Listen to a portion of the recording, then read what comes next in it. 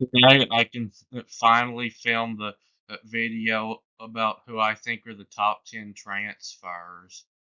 Uh, mm, so I'll be doing this going by two different things.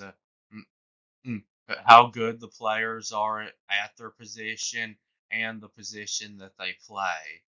And first of all, uh, mm, if mm, you're someone uh, that's in love with the uh, Coach Prime Colorado Clown Show, you're probably uh, surprised that Colorado doesn't have any of these players coming there. And if you're one of those types, you're probably also surprised that Colorado doesn't have all of the top 10. But the reason for that is Colorado's a terrible program, and the good players, none of them want to go there because of that. They all pretty much want to uh, go somewhere where they have a chance to win a lot of games and they have a real coach, not some arrogant former NFL player that has no idea what he's doing. Mm. So, mm, uh, number one is quarterback Dylan Gabriel, who is transferring to Oregon from Oklahoma. And to me, this could not have worked out better for Oregon because uh, they're having to replace uh, Bo Nix, who started at quarterback for them these past two seasons and was so good for them. And uh, with Gabriel, they might actually be able to get just as much from him as they did from Nix at the quarterback position. One really good thing about Gabriel is he's so experienced. He's a 4-year starter, and um, it's uh, mm, helped him to become an elite quarterback. He started 2 years at Central Florida, and then these past 2 years at Oklahoma. And mm, mm, his first season at Oklahoma, uh, mm, he had uh, a 62.7 completion percentage, uh, and 8.6 yards per throw average. And uh, in his second year as the starter at Oklahoma, his completion percentage went up to 69.3%, which that's very good. And his yards per throw average went up to 9.5, really good. And he got really good this past season at uh, uh, throwing the deep ball. And this past season, he threw 3,660 yards in 12 games. So he averaged over 300 yards passing a game. So good. He also threw 30 touchdown passes last season, and he can also run around some too. He also had last season 373 rushing yards and 12 rushing touchdowns, so 42 total touchdowns. And he had a game last year. It was against Texas where he had over 100 rushing yards in it. And mm, Mm, I don't want to give away very many of my predictions, but I'll go ahead and say that I think that Gabriel will be a Heisman finalist this year, and there's a really good chance that he'll win it this year. So, mm, number two is safety Caleb Downs, uh, leaving Alabama to go to Ohio State. He's leaving because of Nick Saban's retirement. Mm, he's from Georgia, but he decided to go play for Alabama because he liked Nick Saban so much. But this is a really good player for Ohio State to get. He was uh, just a freshman last year, and started every game for Alabama, and he had 107 tackles last season, which that is so many tackles for a safety. He was Alabama's leading tackler last season, and he also had 2 interceptions. And he'll be the best safety in the country this year, and he was last year too. And he'll be possibly the top pick in the 2026 NFL draft. He was the top safety recruit of 2023. Mm, And number three is Walter Nolan, a defensive lineman, leaving Texas A&M to transfer to Ole Miss. I had never heard of him before the transfer that he did, but he's a player that I'm glad to have as an Ole Miss fan. He was uh, uh, when Texas A&M had that number one recruiting class of 2022. He was a part of it and the number one recruit in the country that year. Uh, and in uh, 2022, as a freshman, he played in 10 games and made 4 starts and had 29 tackles and 1 sack. And then uh, uh, mm, uh, in 2023, he played in all 12 games and started 10 games, and uh, he had 37 tackles and 4 sacks. Mm, And number four is offensive lineman Caden Proctor, leaving Alabama for Iowa. Uh, Another player that's leaving because of Nick Saban's retirement. Mm, He was a um, at first gonna go play for Iowa. That's where he's from. You'll see if you Google him. Uh, but he decided he wanted to go play for Nick Saban, so he uh, switched to Alabama. So now he's going back home because of Saban's retirement. So it's not really a surprise that he's going to Iowa. But he was a, mm, a, a really good player this past season, and he'll very likely be the best offensive lineman this coming season. Uh, he was the top offensive line recruit in 2023 and started every game this past season as a freshman. And his size is really good. Uh, he's 6'7", 360, and that's about 3 inches taller and 60 pounds heavier than the average offensive lineman is. So it makes him really hard to be pushed around. Uh, mm, and mm, Nick Saban really mm, got the offensive line last year for Alabama playing a lot better than uh, how they were at the start of the season.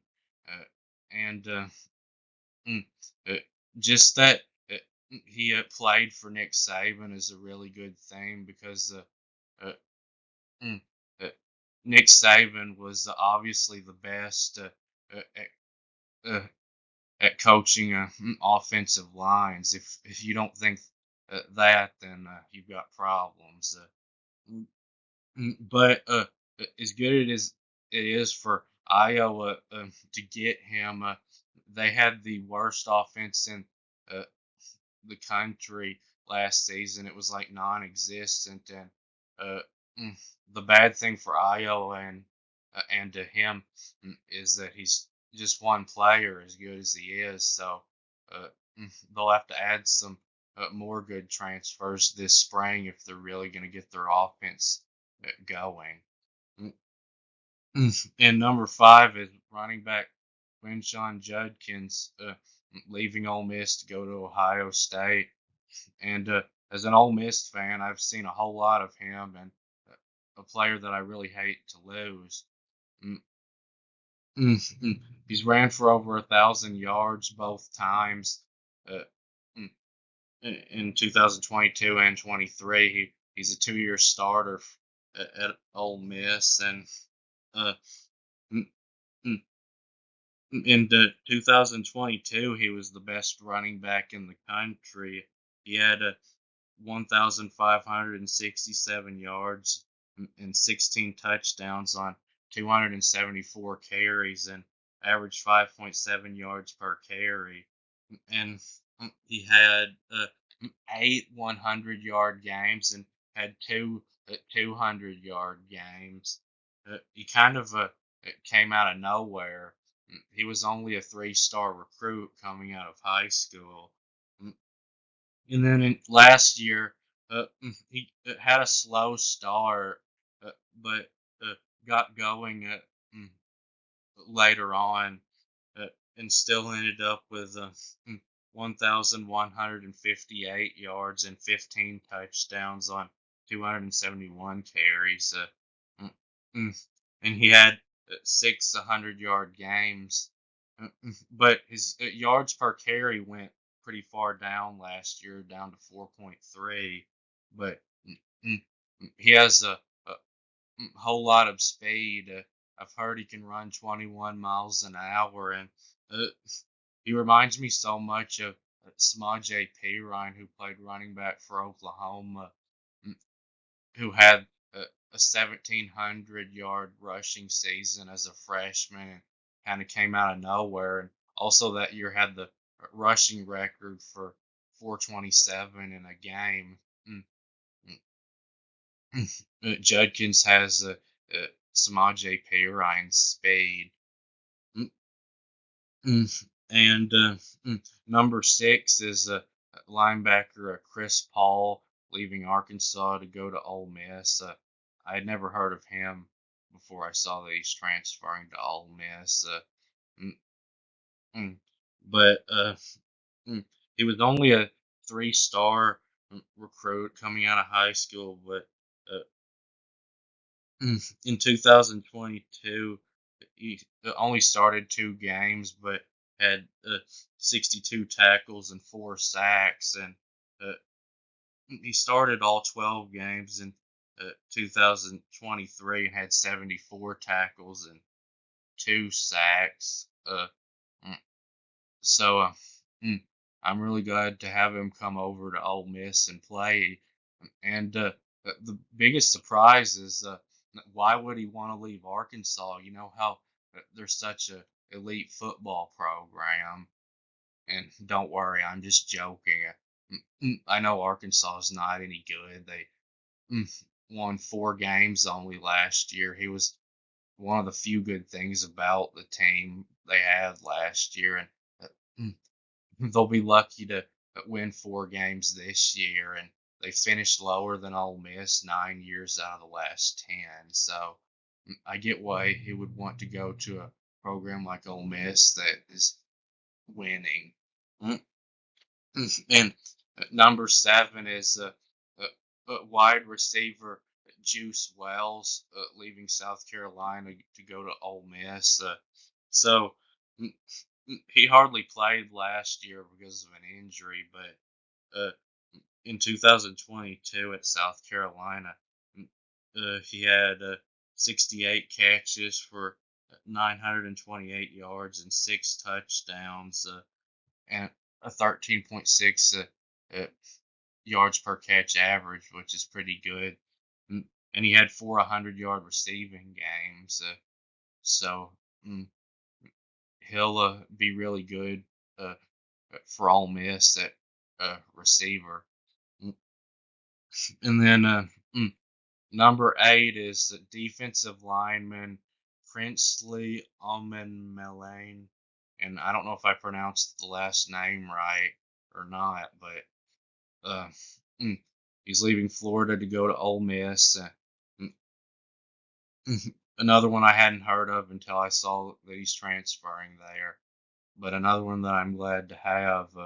Mm, mm, he was a 4-star recruit coming out of high school, and in 2022, he started 11 games at Florida and had 39 tackles and 4.5 sacks. And uh, last year he had uh, 39 tackles again, starting all 12 games. And this time he had 7 sacks. That's really good. Uh, so mm, mm, him and Nolan will really help strengthen Ole Miss's defensive line this year, which is something they really needed. They needed defensive players that are good to come in. And then number 9 is uh, mm, quarterback Kyle McCord, leaving Ohio State for Syracuse. I talked about this in the last video. I don't get it at all. uh, because he started every game for them last year, and they are a team that just went 11-1, and was uh, sure to, uh, and still is sure to go to the playoffs next year with it being a 12 team. And he decided to leave them to go to a terrible program, Syracuse. Mm, and he's not playing basketball; he's a football player, so it doesn't make sense.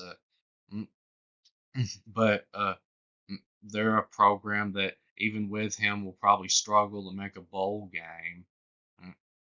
Mm, and uh, he won't have the kind of receivers mm, or the defense or even the offensive line there that he had at Ohio State. And I know Ohio State's offensive line, uh, you might say was bad last year, but it was bad for the kind of program that they are. It was still much better than what Syracuse is gonna have. M- but he was a 5 star coming out of m- m- high school, and last year at Ohio State he had 3,170 passing yards, and mm, uh, average 9.1 yards per throw, which is good, and 65.8% completion percentage is good. Mm, And he also threw 24 touchdown passes, mm, but he can't really run at all.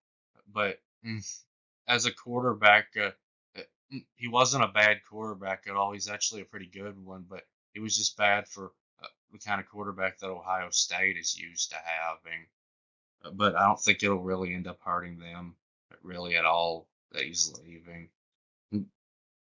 And then number 10 is wide receiver Isaiah Bond, uh, leaving Alabama to go to play at Texas.